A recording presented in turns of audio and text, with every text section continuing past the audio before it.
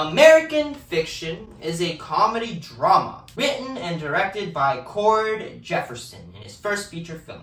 A novelist who's fed up with the establishment, profiting from black entertainment, uses a pen name to write a book that propels him to the heart of hypocrisy and the madness he claims to disdain.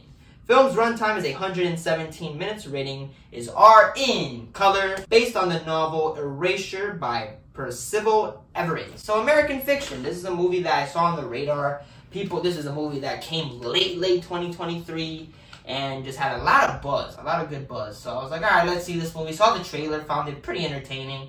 And yeah, this movie, American Fiction, let's talk about it. I'm a huge fan of original film, so I was very much happy with American Fiction back before watching it. Like Wonka, this is of course a double feature. So Wonka and then I saw this. That movie I didn't get really hyped for because it's just like it's a prequel to it. I had the mind of a remake, but it wasn't a remake. It wasn't any of that stuff. So I was like, all right, Willy Wonka, prequel. I just talked about it. I just really love that movie. But American Fiction was the second film I saw, and of course, like I said, all movies I see I only talk about movies that are worth talking. I think American Fiction is definitely worth talking about. It's a great movie. It's a film. First off, it's hilarious, and it just sucks because there was like only 2 people watching this in the theaters. But there was a certain moment I was just dying of laughter. This movie really had me chuckling. But not only was it having me chuckle, it also put a thought in my mind. While watching the movie, I was like, I'm enjoying this movie. I'm having fun. It's nothing I'm like, all right.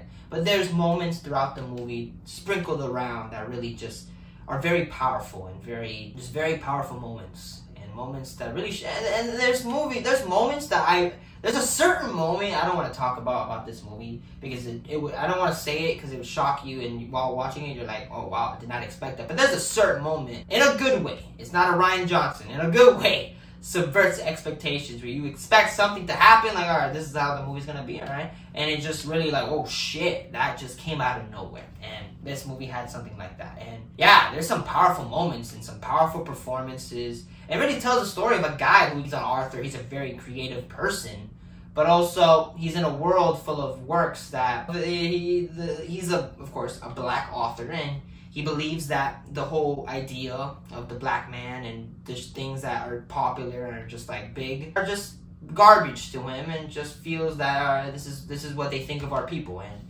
yeah, I thought this film's great, but performances too. Jeffrey Wright as Monk Ellison. I would say his first name, but he has a very complicated name, so I just call him Monk here. And Jeffrey Wright is really good in this movie. Like I said, his character is dealing with the whole. He's a good author. Of course, he's a little famous, but not to where he's gonna be big. But he sees a girl who is doing an author con, but not many people are here. It's like, oh shit, it's pretty weak. And they're like, oh yeah, because they're for this woman. And he shows up and sees what this woman, who is this? And just he's in pure shock and pure disgust by what is going on. And Jeffrey Wright is just really good in this movie, being that family member, that not the light-hearted person in the family. He's very to himself. You could tell this is an author this is a guy who, in his family, of course, his family loves him. It's not like he's excluded from everyone, but he's very much the kind of person who likes to be by himself. And I think Jeffrey Wright just did a really good job in this movie, and his performance is really good. And of course, the certain things that occur in his life where you look at him like, damn, bro, this is tough shit going on here. And Jeffrey Wright did a great job. The love interest here is, of course, Erica Alexander as Coraline. Yeah, she's great. She's helping him out. She's there for him, and they have a nice romanticness to the movie. But it's not a romantic comedy. It's not like you're expecting love. A romance film. She's just there to be with him, their boyfriend and girlfriend, just be a part of his life. And she has a fond of him, is a fan of him as an author, and just a fan.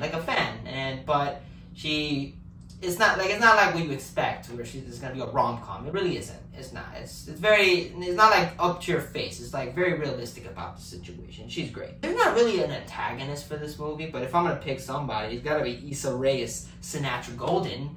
Because Sinatra Golden is the main reason why he is doing what he's doing. He made this whole book, which is hilarious. That whole situation is amazing. It's so hilarious. But yeah, Sinatra Golden, the girl did a great job. in the outside, you look at her like, oh man, she's just doing what they want her to do, and you kind of like, fuck her. But when you really see her as a person, you really truly get to understand where she's coming from. It's like, all right, you understand, and it's, of course, she is the antagonist to our character though, so that's why I put her as an antagonist. Supporting characters, Sterling K. Brown as Clifford Ellison is amazing. He is hilarious. He's a guy who's going through a lot of shit. You know, he's going through his, I guess, a phase in his life. A pretty bad phase though. He's not like a young guy. He's pretty old, and he's doing a lot of shit you expect a kid would do during his like late 20s.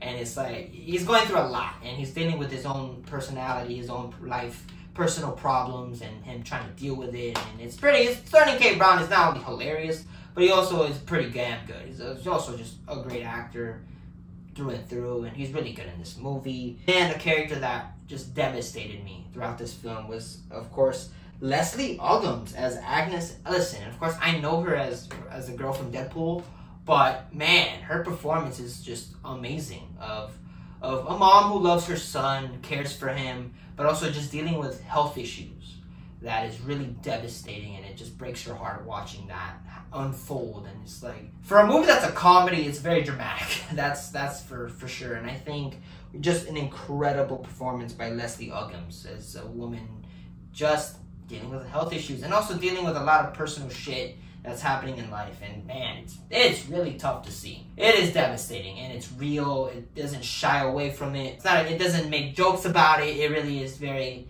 straightforward with it, and it's like, wow. John Ortiz as author, the one pretty much advertising his book, and he's great. He's funny. It's always good seeing John Ortiz and really just edging him on, being like, all right, man, let's make this book happen. Tracy Ellis Ross as Lisa Ellison, his sister, and yeah, for a short role, she really did a great job. She really did a great job being in that film for as short of a role that she's in.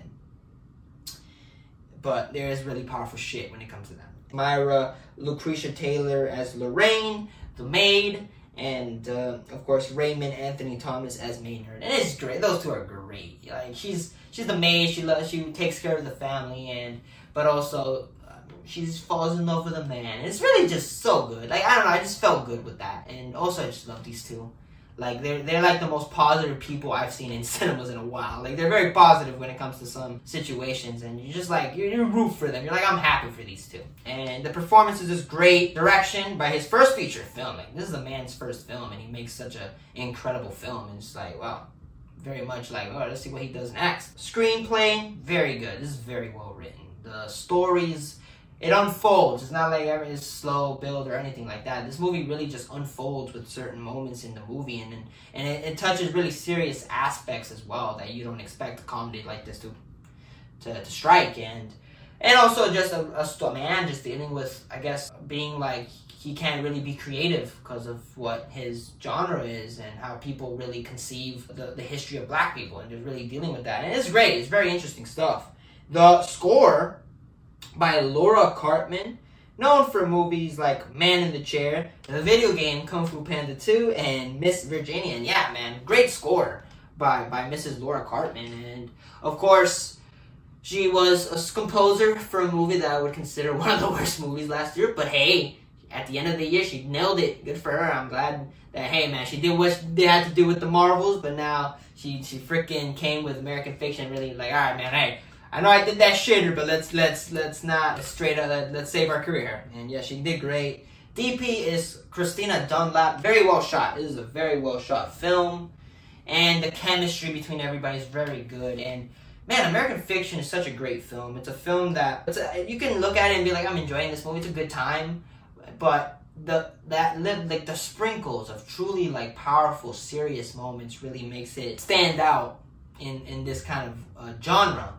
And I thought American Fiction is incredible. It's a movie I would love to see again and just really see what I feel about it. And it's definitely, I think, another film that definitely would be worth collecting. It's a movie that is very powerful and freaking hilarious. Like, there's moments where I'm like laughing.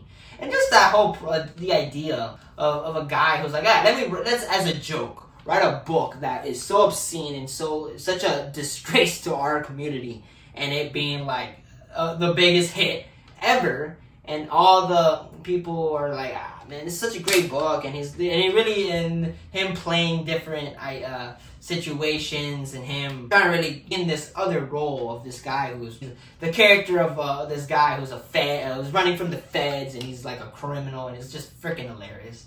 And I really did enjoy this. And yeah, 4 out of 5. It's definitely worth collecting. And American Fiction is one of those movies that will test the times. It's a movie that I can see myself truly loving again. It's another movie. It's very hard for me to be like, I fucking love this movie, because it's just like I've seen it for the first time.